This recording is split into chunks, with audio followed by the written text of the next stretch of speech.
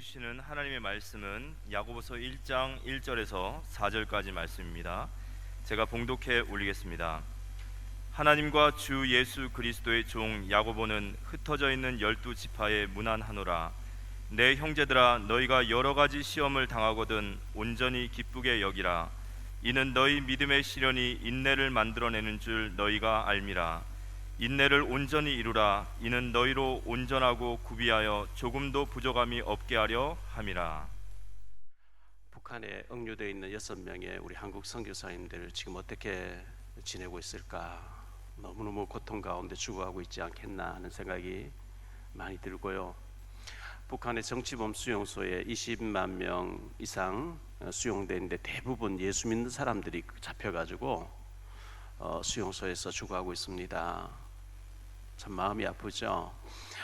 예수 안 믿는다고 하면 될 텐데 그분들은 너희가 사람 앞에서 나를 시인하면 나도 너희를 하나님 앞에 시인할 것이요, 너희가 사람 앞에 나를 부인하면 나도 하나님 앞에 너희를 부인하리라 성경 말씀 있잖아요. 그래서 부인할 수가 없고 그냥 순교하면서 예수 믿습니다 하고 갇혀있는, 예수 믿는 것 때문에 정치범 수용소에서 죽어가는 사람들 생각할 때마다 마음이 너무 아파요. 우리 아무리 한국에서 어려운들 북한의 정치범 수용소에 예수 믿는 것 때문에 갇혀있는 사람들보다 더 어려움이 있겠습니까? 우리가 그들을 생각하면서 힘을 내시기를 바라고요. 또 그분들을 위해서도 계속 기도해 주시면 감사하겠습니다. 모든 일에는 서론이 있고 본론이 있고 결론이 있습니다. 서론에서 좀 잘못되어졌다고 낙심하면 안 되고요. 서론에서는 뭐 좀 잘못할 수도 있는 거거든요. 예를 들면 마라톤 경주를 하게 될 때 42.195km를 달려갔다 와야 되는데 출발선에서 막 1등 한다고 잘하는 게 아니죠. 너무 출발선에서 힘을 많이 써버리면 중간쯤 가거나 끝에 가면 힘을 못 쓰게 돼 있어요.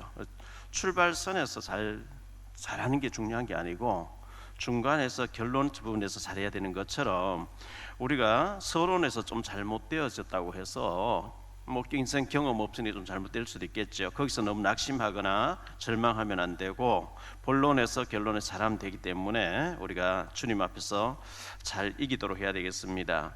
학교 다닐 때 공부를 잘했다고 또 장학금을 받았다고 수석으로 졸업했다고 인생이 잘 되는 것도 아니더라고요. 신학교 다닐 때 보면 공부 잘하고 장학금 받는 친구들이 목회도 잘하느냐, 그렇지 않더라고요. 그렇기 때문에 잘 못했다고 공부 잘 못했다 낙심할 것도 아니고요. 야구 선수로서 홈런 왕을 하고 안타 제조기를 할 만큼 별명도 가지고 했어도 감독으로서는 전혀 빛을 발하지 못한 사람 많이 있거든요.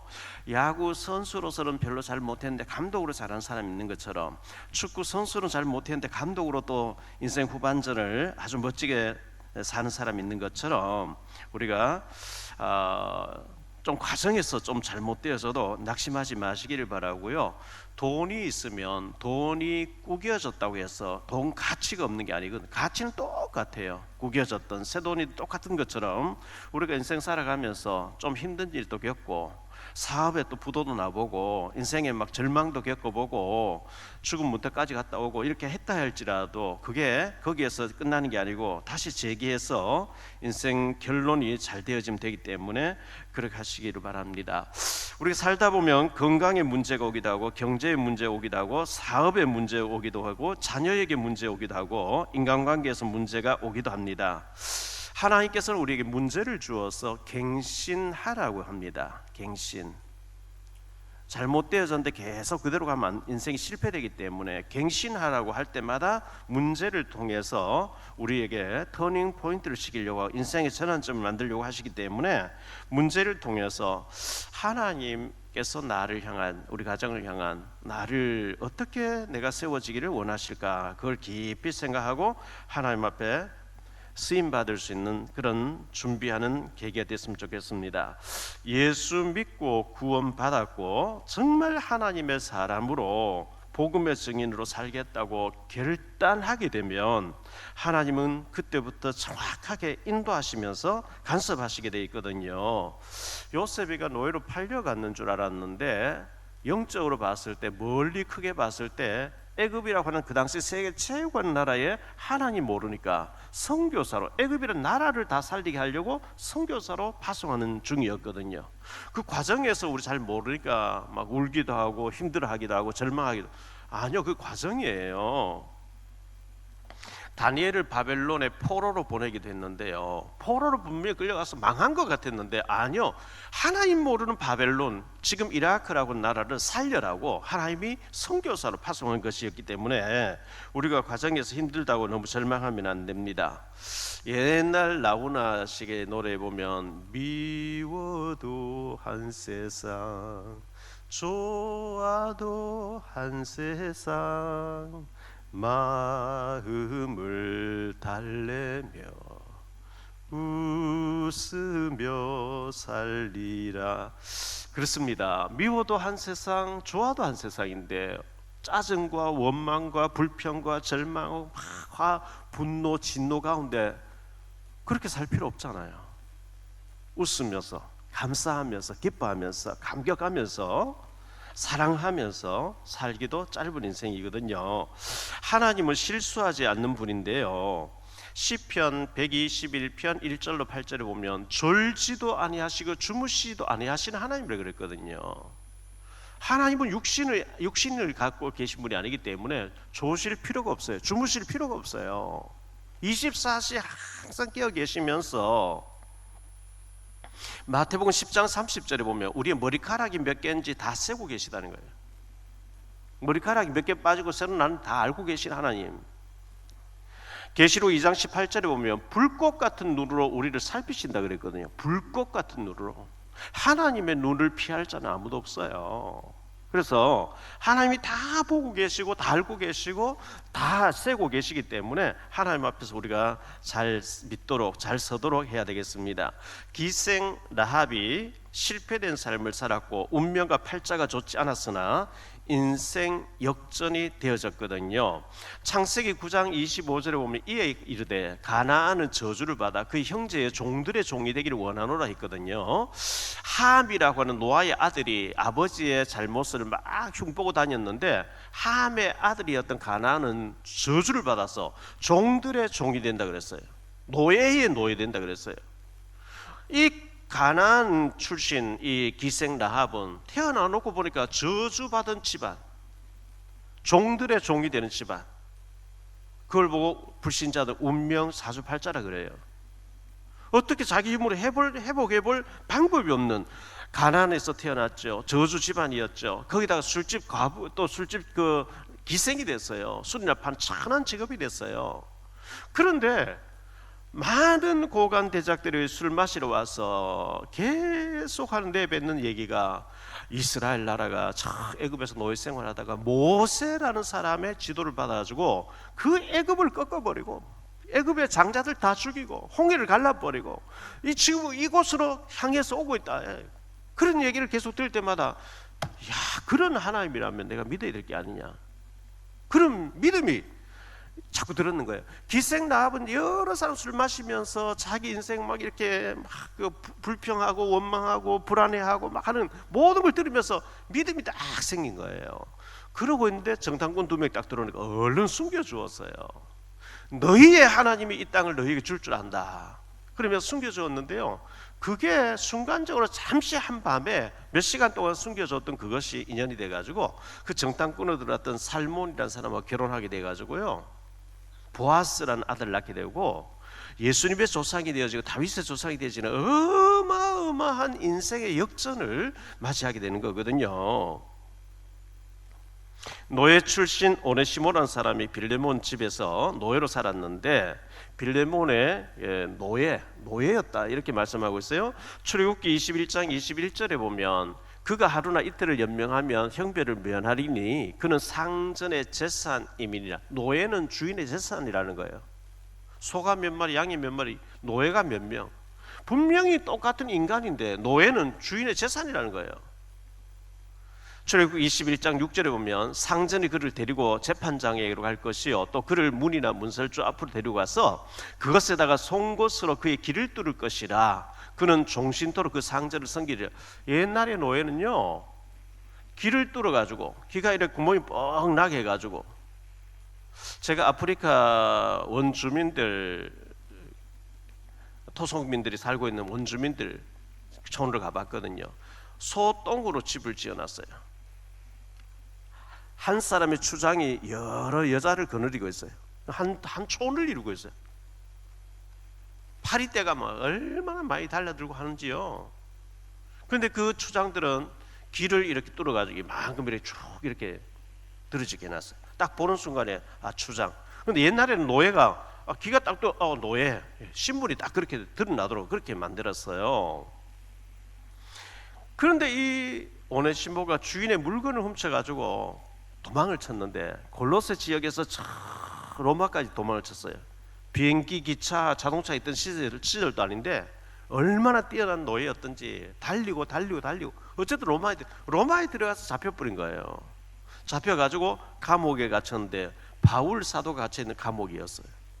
그 바울을 만나보니까 그 오네시모가 노예로 있을 때 그 주인 빌레몬이 바울의 제사였거든요. 그 바울이 너 어디서 왔냐 쭉 얘기하고 난 뒤에 복음을 전했더니 얼마나 복음을 잘 받아들이고 바울의 신복이 되어졌다는 거예요. 그 바울이 편지를 써보낸 것이 빌레몬서거든요. 이 종을 다시는 노예로 삼지 말고 형제로 대해달라. 그래가지고 목회자가 되어져서 인생이 완전히 역전되는 것이 오네시모에게 일어났던 것이거든요. 고린도후서 5장 17절에 보면 그런즉 누구든지 그리스도 안에 있으면 새로운 피조물이라 이전 것은 지나갔으니 보라 새 것이 되었도다. 그리스도 안에 있으면 새로운 피조물이 된다.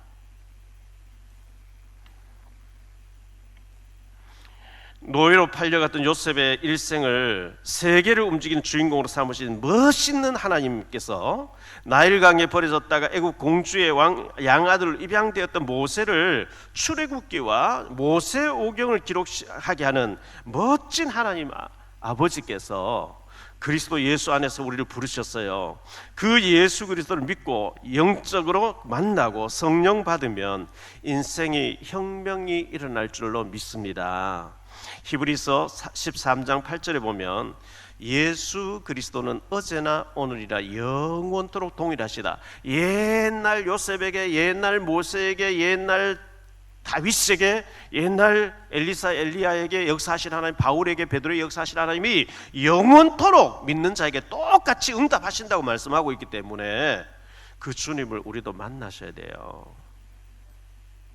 잠언 8장 17절로 21절 이렇게 말씀합니다.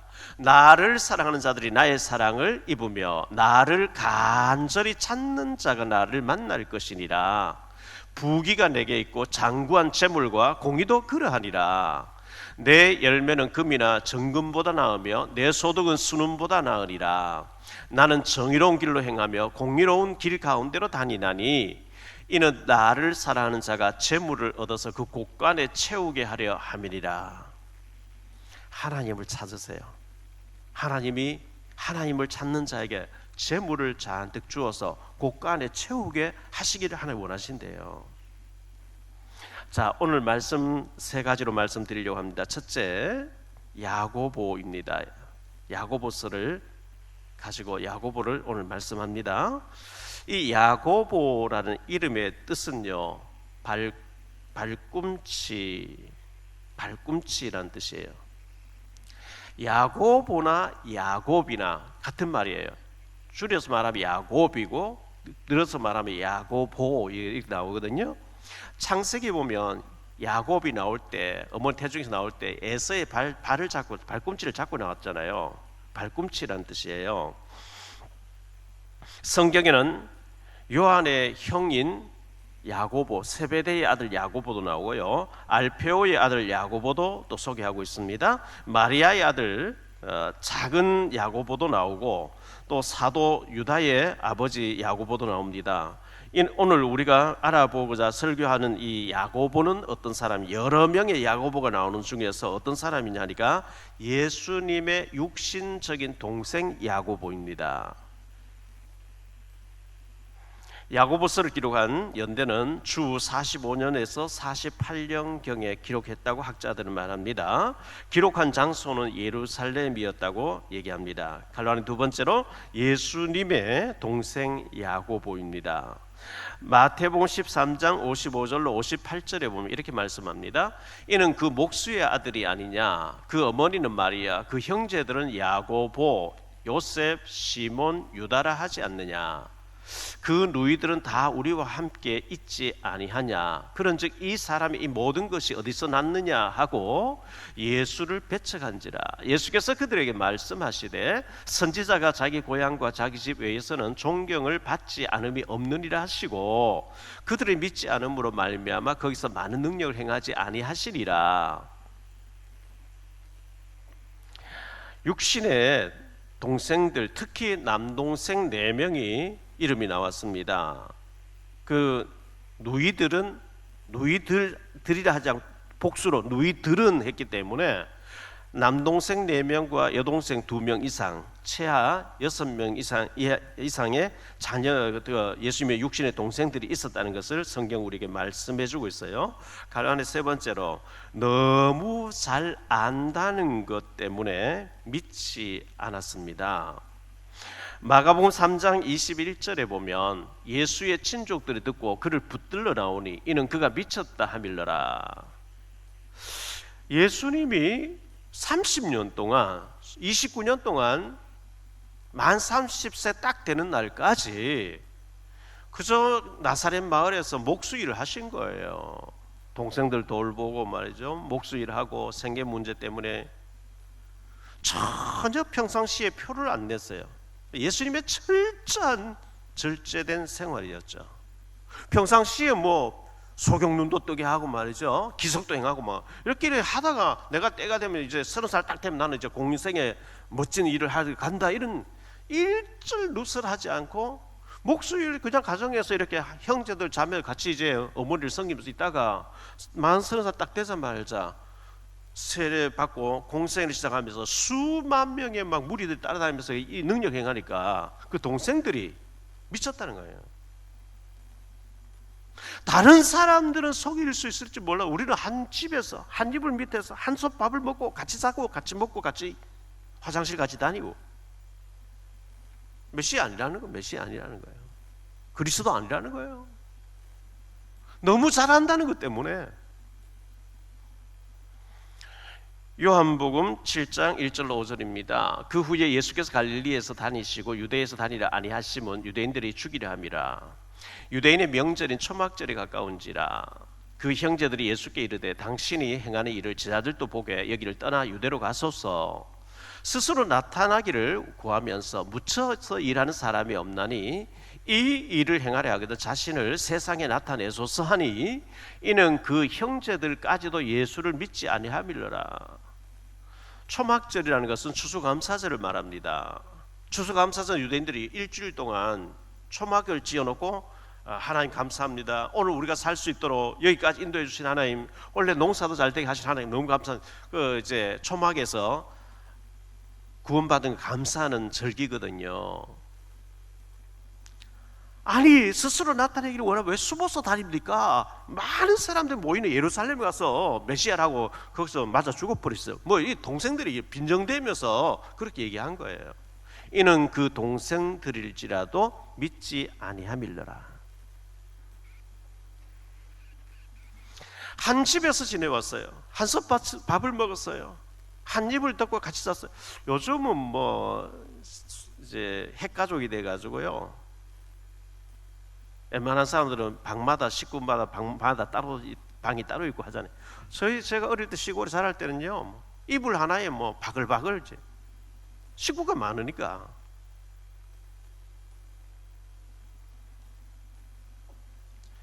예수님이 한 집에서 같이 밥 먹고 같이 자고 같이 일하고 매일 뒹굴었기 때문에 그 동생들은 너무 잘한다 이거예요.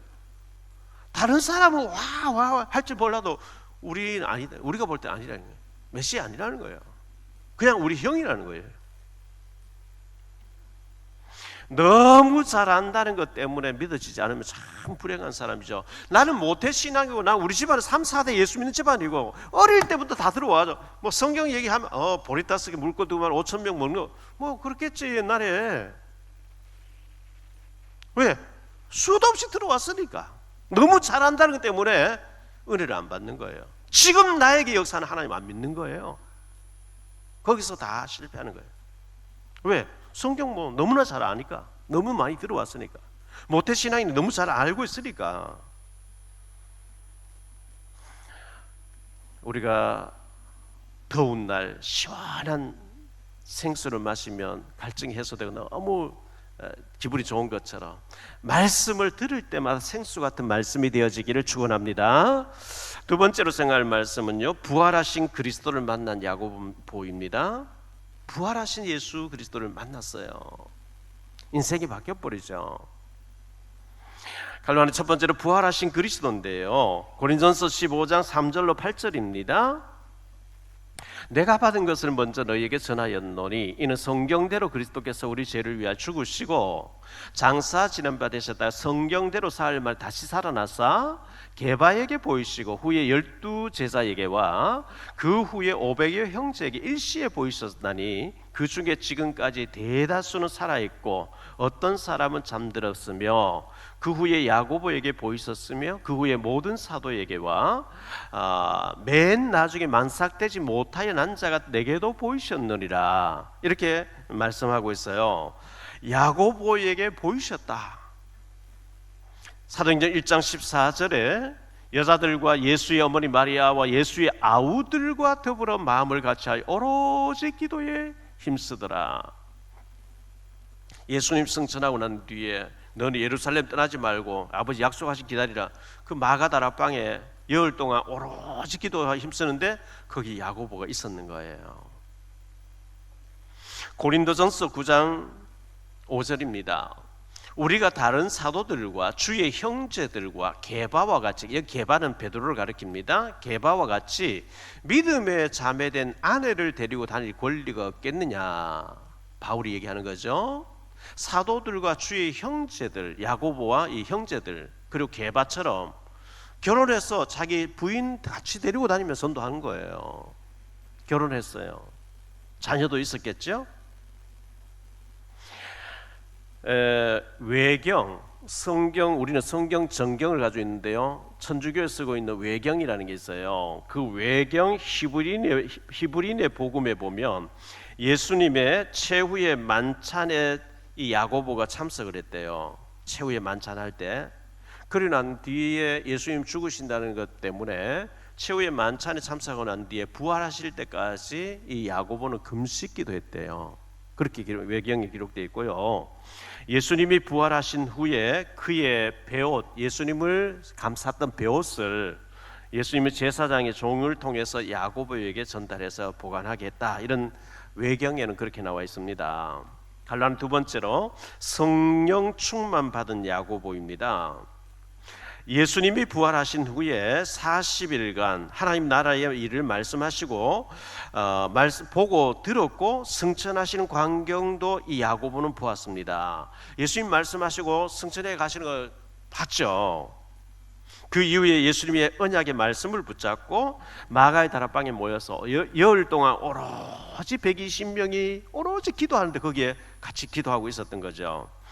사도행전 2장 1절로 4절입니다. 오순절 날이 이미 이르매 그들이 다 같이 한 곳에 모였더니 호련히 하늘로부터 급하고 강한 바람 같은 소리가 있어 그들이 앉은 온 집에 가득하며 마치 불의 혀처럼 갈라지는 것들이 그들에게 보여 각 사람이 하나씩 임하여 있더니 그들이 다 성령의 충만함을 받고 성령이 말하게 하심을 따라 다른 언어들로 말하기를 시작하니라. 성령, 그 120명이 모여서 열흘 동안 오로지 기도하는데 불같은 성령, 바람 같은 성령이 임했다는 거예요. 여러분 삼척에 막 도계 저쪽에 말이죠, 강원도 막 불이 나니까 얼마나 바람 부니까 불을 못 끄잖아요. 불 같은 성령, 바람 같은 성령이 임해버리는데 성령 충만이 임해버렸어요. 그 성령 체험을 한 야고보입니다. 갈라는 세 번째로 예루살렘 교회의 지도자가 된 야고보입니다. 주 38년경에 바울이 주님을 만나고 나서 예루살렘을 방문했습니다. 갈라디아 1장 19절에 주의 형제 야고보 외에 다른 사도들을 보지 못하였노라. 이 사도 바울이 주님 만나고 난 뒤 예루살렘 방문했는데 주의 형제 야고보만 예루살렘을 지키고 있는 거예요. 그 후에 11년 동안 바울이 선교 여행하다가 11년 만에 다시 예루살렘을 방문했을 때의 일을 기록하고 있습니다. 갈라디아 2장 9절입니다. 또 기둥같이 여기시는 여기는 야고보와 게바는 베드로를 가리킵니다. 요한도 내게 주신 은혜를 알므로 나와 바나바에게 친교의 악수를 하였으니 우리는 이방인에게로 그들은 할례자에게로 가게 하려 함이라. 사도행전 21장 18절인데요. 그 이튿날 바울이 우리와 함께 야고보에게로 들어가니 장로들도 다 있더라. 바울 사도가 1차, 2차, 3차 선교 여행을 다 마무리하고 이제 예루살렘 와서 재판받고 로마로 가서 죽을 각오를 하고 3차 선교 여행을 마치고 왔는데 그때 야고보가 예루살렘 교회의 감독이 되어 있는 거예요. 요즘 말하면 총회장이 되어 있는 거예요. 일일이 선교지 있었던 거 다 보고하는 장면이 소개되고 있습니다. 크게 세 번째로 야고보서의 핵심 내용들을 좀 살펴보겠습니다. 결론 첫째, 여러 가지 시험이 우리에게 많이 있습니다. 야고보서 1장 1절로 4절에 보니까 하나님과 주 예수 그리스도의 종 야고보는 흩어져 있는 12지파에게 문안하노라. 내 형제들아 너희가 여러 가지 시험을 당하거든 온전히 기쁘게 여기라. 이는 너희 믿음의 시련이 인내를 만들어내는 줄 너희가 알미라. 인내를 온전히 이루라. 이는 너희로 온전하고 구비하여 조금도 부족함이 없게 하려 함이라. 여러 가지 시험이 있다는 거예요. 나는 아무 시험이 없는데요. 어쩌면 구원 못 받았을지도 몰라요. 살아있는 사람이 살아가는데 어찌 시험이 없겠어요? 예수 잘 믿으려고 하는데 어찌 시험이 없겠어요? 시험이 있어요. 왜? 마귀가 살아있으니까 시험의 공을 계속 던져보내는 거예요. 불화살을 던져보낸대요. 에베소 6장에 보면 불화살을. 야고보서 1장 12절에 시험을 참는 자는 복이 있나니 이는 시련을 견디어낸 자가 주께서 자기를 사랑하는 자들에게 약속하신 생명의 멸류관을 얻을 것이기 때문이라 이렇게 말씀하고 있어요. 야고보서 1장 15절입니다. 욕심이 잉태한 자 죄를 낳고 죄가 장성한 사망을 낳느니라. 로마서 2장 23절입니다. 율법을 자랑하는 네가 율법을 범함으로 하나님을 욕되게 하느냐. 우리가 살아가면서 여러 가지 시험을 만날 수가 있습니다. 시험에서 우리가 절망하면 안 되고요. 하나님이 여러 가지 시험을 통해서 우리를 연단하고 훈련해서 온전하고 구비하여 부족함이 없게 만들어서 하나님 나라 일에 귀하게 숭문같이 쓰시려고 여러 가지 시험을 통과하게 한대요. 그때 낙심하지 말고 주님 앞에 회개할 거는 회개하고 바로 써야 되거든요. 초대 교회 당시에 야고보 사도 당시에요. 다음 주는 유다서를 보겠는데 유다도 예수님 동생이거든요. 교회 안에 그노시스주의자들이 많이 들어왔대요. 그노시스주의자들이 뭐냐 하니까 예수 한번 믿으면 끝났어. 구원받았어. 죽어도 지옥 못 가. 맞죠? 여러분 구원받았으면 지옥 못 가요. 구원받았는데 11조 몇 번 떼먹고 주일 몇 번 교회 안 오고 막 놀러 다니더니 구원 취소시켜 지옥 보낸다. 그런 법이 없어요. 구원은 완전한 거거든요. 그 대신에 그노시스주의자들은 뭔 얘기하냐? 구원받았으니 마음껏 죄짓고 마음껏 방탕해도 된다는 거예요. 이제 그게 이제 이단인 거예요. 우리 구원받았어요. 교회 안 오고 방탕한 곳에 가서 마음껏 죄짓고 타락하고 그래도 구원은 받았으니까 괜찮다. 그런 주의들이 초대교회에 막 밀려 들어온 거예요.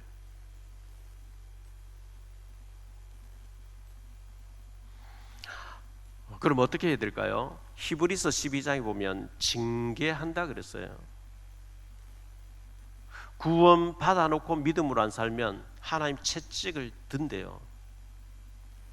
남의 자식은 뭐 방탕하든 말든 내 자녀가 잘못하면 부모는 회초리 드는 거예요. 어제 아래 인하대학교에서 사건이 있었죠. 애들이 대학교 1학년 비대면 수업하다가 시험을 봐야 되는, 학교 와서 시험을 보고요.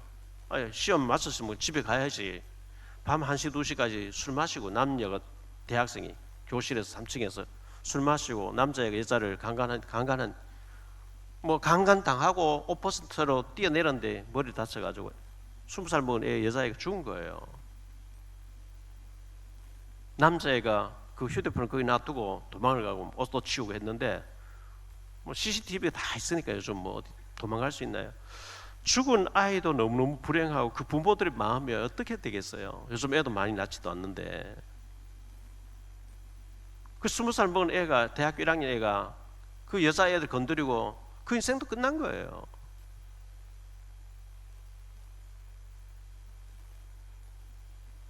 한순간에 유혹을 못 이겨서 인생 끝나는 그런 짓을 왜 하냐고요.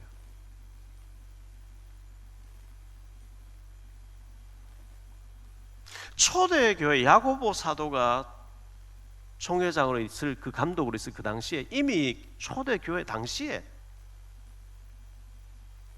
주 40년 45년 그 당시에 이미 교회 안에 예수 믿고 구원받으면 끝났어. 마음껏 죄를 지어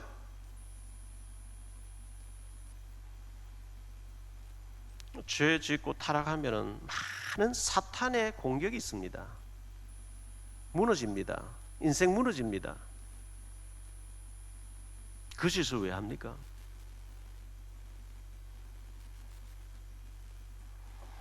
야고보서 1장 19절로 22절인데요. 내 사랑하는 형제들은 너희가 알지니 사람마다 듣기는 속히 하고 말하기는 더디하며 성내기도 더디하라. 사람이 성내는 것이 하나님의 의를 이루지 못함이라. 그러므로 모든 더러운 것과 넘치는 악을 내버리고 너희 영혼을 능히 구원할 바 마음에 심어진 말씀을 온유함으로 받으라. 너희는 말씀을 행하는 자가 되고 듣기만 하여 자신을 속이는 자가 되지 말라. 말은 잘하는데 행함이 전혀 없어요. 예수 믿는 사람 막 입은 살아가지고 막 얼마나 잘하는지 몰라. 입으로는 다 해. 행함이 없어. 열매가 없어. 안 해. 갈라는 두 번째로요. 행함이 없는 믿음은 그 자체가 죽은 것이라고 말씀합니다. 야고보 사도를 통해서 예수님 말씀하시는 거예요. 행함이 없는 믿음 그 자체가 죽은 것이라.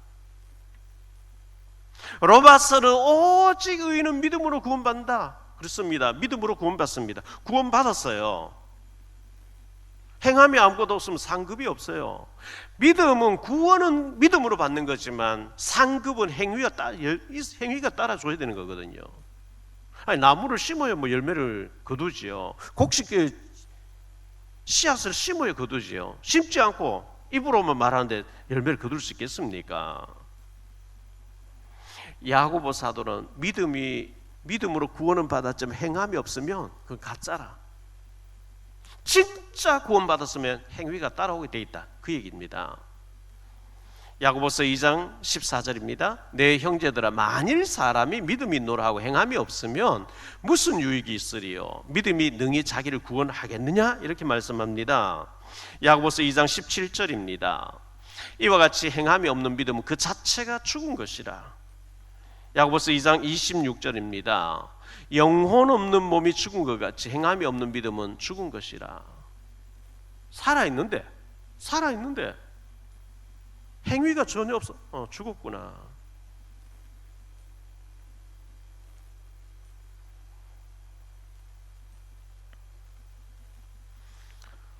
제가 5층에 그 베란다에 대추나무를 몇 개 심어놨는데요. 대추나무 두 나무가 죽음같이 작년에도 올해도 싹이 안 나와요. 그래서 그 가지를 뚝 잘라보니까 살아있어. 안에는 살아있어요. 그런데 작년에도 잎이 전혀 안 나오고 올해도 안 나와. 제 마음에 내년에는 잘라내고 뽑아내야 되겠구나. 살아있는데 싹도 안 나오고 죽은 것 같아. 4대 교회, 계시록 2장에 보면 4대 교회가 있는데요. 계시록 3장이. 이 4대 교회는 주님께서 네가 살았다는 이름은 갔으나 실상은 죽은 자니라. 주님이 진단하 너는 사망이야. 너는 죽었어. 야고보 사도를 통해서 행함이 없는 믿음은 그 자체가 죽은 것이라. 영혼 없는 몸이 죽은 것처럼 행함이 없는 그 믿음은 그 자체가 죽은 것이라. 시체라는 거죠. 야고보 3장에는 말 조심하라, 혀를 조심하라. 야고보 4장은 기도하되 정욕으로 쓰려고 잘못 기도하면 응답 못 받는다. 야고보 4장 7절에 그런즉 너희는 하나님께 복종할지니라. 마귀를 대적하라, 그리하면 너희를 피해 갈 것이라. 마귀를 대적해라. 야고보 4장 10절입니다. 주 앞에서 낮추라, 그리하면 주께서 너희를 높이시리라. 갈라니 세 번째로 인내하는 자가 되라, 이렇게 말씀합니다. 야고보서 5장 5절입니다. 너희가 땅에서 사치하고 방종하여 살육의 날에 너희 마음을 살찌게 하였도다. 야고보서 5장 7절로 11절이에요. 그러므로 형제들아, 주께서 강림하시기까지 길이 참으라. 보라, 농부가 땅에서 나는 귀한 열매를 바라고 길이 참아 이른 비와 늦은 비를 기다리나니 너희도 길이 참고 마음을 굳건하게 하라. 주의 강림이 가까우니라. 형제들아, 서로 원망하지 말라. 그리하여 심판을 면하리라. 보라, 심판주가 문 밖에 서 계시니라.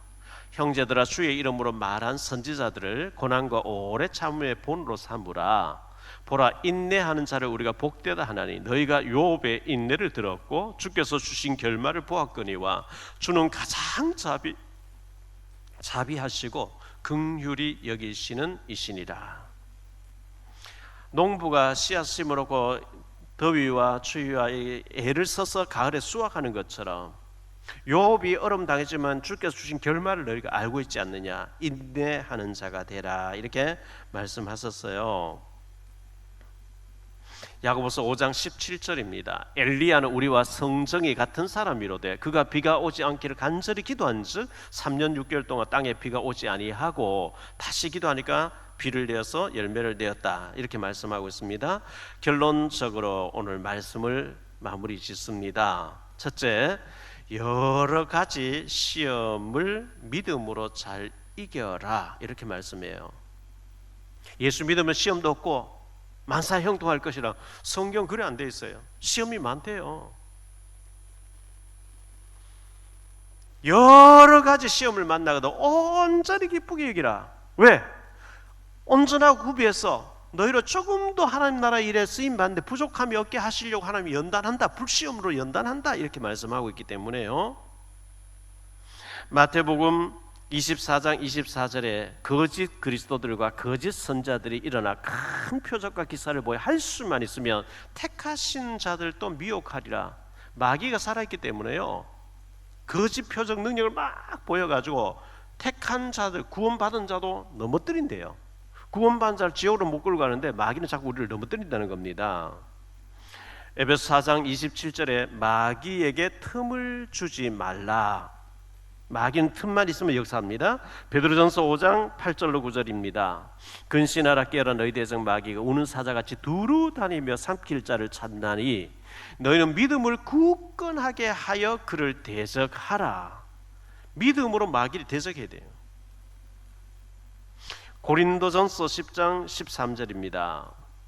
사람이 감당할 시험밖에 너희가 당한 것이 없나니 오직 하나님은 미쁘사 너희가 감당하지 못할 시험 당함을 허락하지 아니하시고 시험 당할 즈음에 또한 피할 길을 내사 능히 너희로 하여금 감당하게 하신다. 하나님은 시험을 감당 못할 시험을 허락을 안 한대요.